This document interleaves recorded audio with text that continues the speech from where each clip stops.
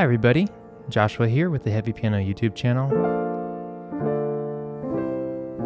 Today's video is a tutorial on Death Cab for Cutie, Summer Skin, but as I was looking around YouTube, there are already a fair amount of how-tos as well as those MIDI videos out there already, so rather than add duplicate information for everybody, I figured I'd talk more about kind of my process of how I think about covering a song, like a Death Cab song. So this song was a request from a patron of mine.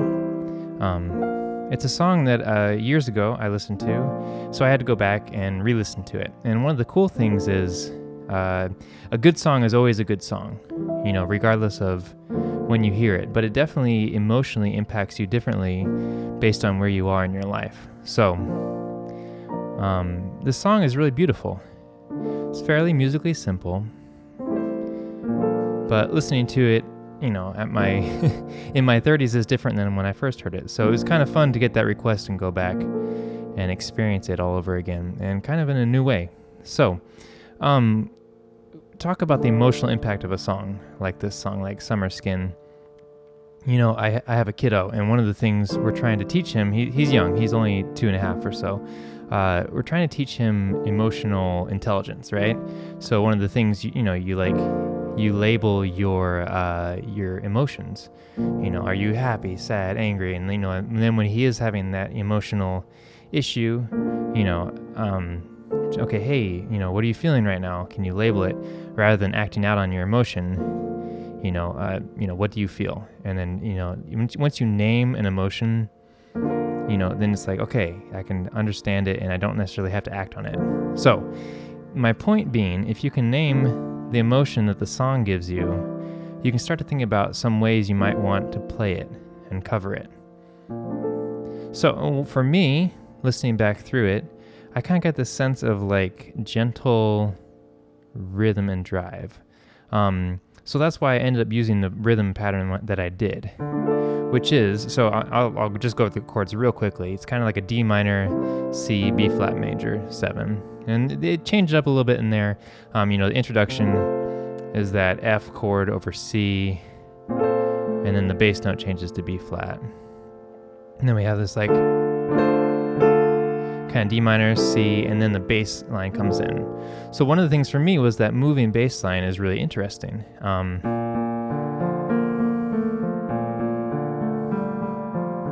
So I wanted a little bit of that bum bum ba dum bum ba dum. It's kind of like it's straight, but it's moving forward, and it's not too stale. Let's see. So there's another part of the bass line on the D minor.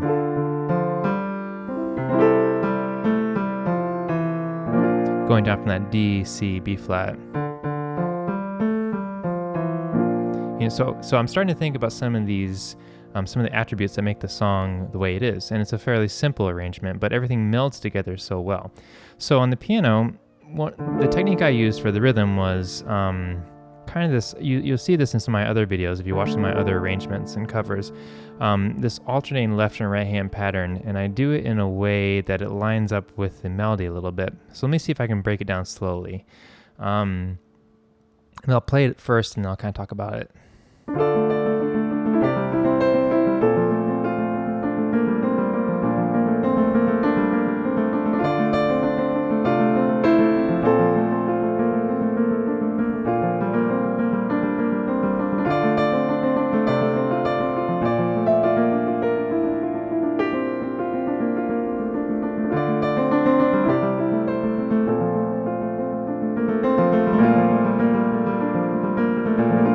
So that time I was more just concentrating on this back and forth kind of pattern in the chords. So we have our melody on top, kind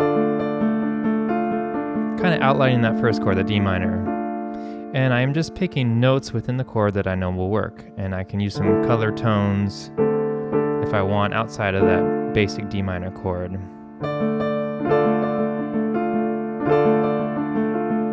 So I have my downbeat on the root, and then I'm hitting alternating notes in between left and right, fingers going back and forth.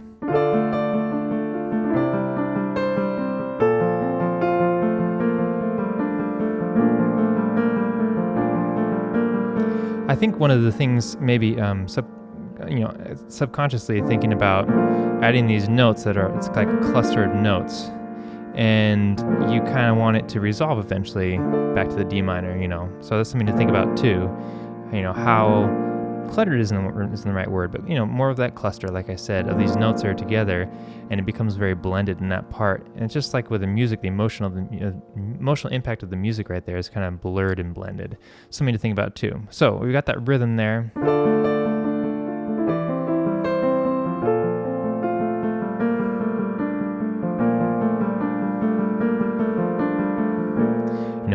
Adding those notes, the sixth and the B flat major.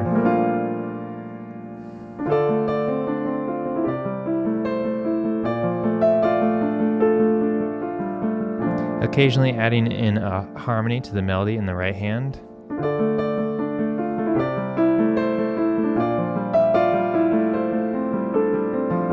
Kind of walking the chord down.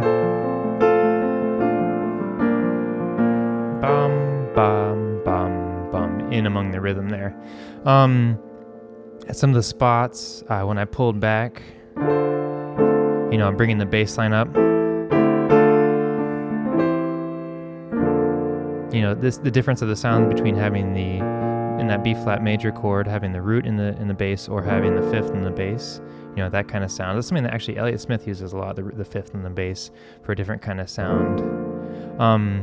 Let's see. So again, I was talking about,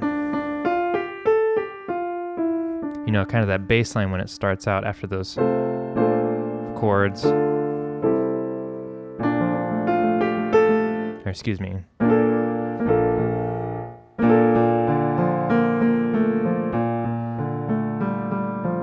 Kind of that outline note on the bass, trying to add some of that movement in my hand patterns. Let's see here.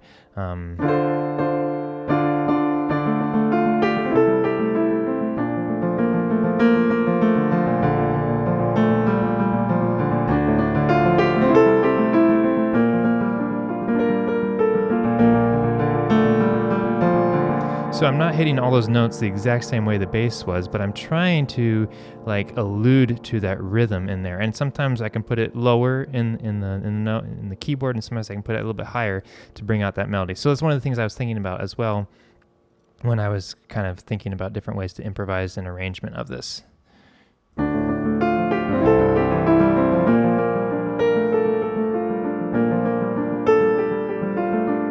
Notice my top note, I'm changing between that sixth and the major seventh, just kind of adding a little bit of movement in there, just so it's not too static the whole time through.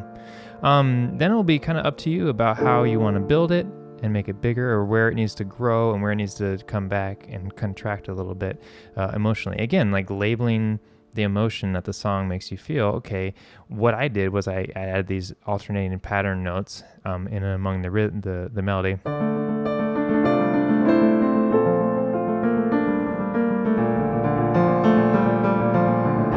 So it has this kind of flow with the rhythm.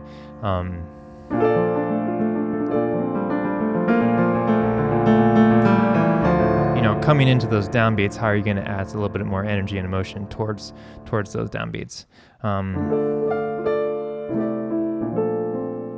And then from there, it's really just practicing the rhythms you want to play, more slowly, so you can get them real smooth, so you don't have to think about it quite so much.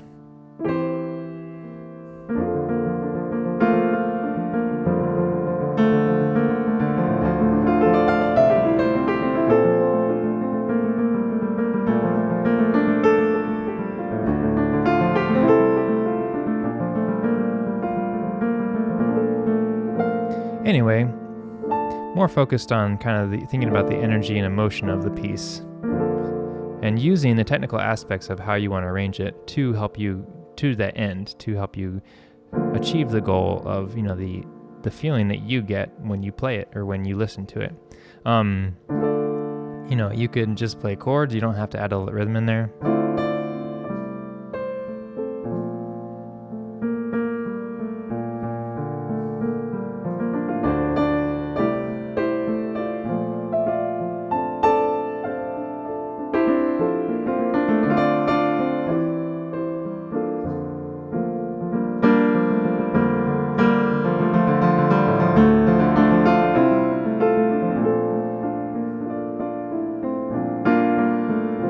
Yeah, thinking about too, you're repeating the melody line 4 times.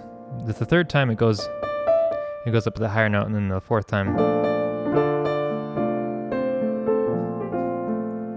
and how you can make that a little bit differently, play it a little differently. One of the things that you do in classical music when you repeat something, a lot of times you will play it differently the second time around. So think about that too, like if you're repeating a melody or a motif, a rhythm or something, what can you do to make it a little bit different the next time? But anyway, so those are some of my ideas, just kind of off the cuff here for this video. I will go ahead and link tutorials and some MIDI videos in the description of this video. So if you do want more technical sides of things, you can learn from those. Again, I didn't want to double any information that's already out there. There's no need for me to add my 2 cents for all that. But I did want to share my process of how I thought about arranging this. And, once I got some of those patterns under my belt, I'd practice them really slowly. And then I would just try to think about how I can have it grow and flow to kind of recapture the emotion of the piece. So anyway, big thank you to my patrons on Patreon and my patron who requested this song so I could learn on the piano.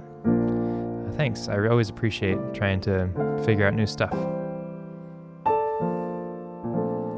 Questions or comments, leave them below. I'll try to get back to you. We can learn together.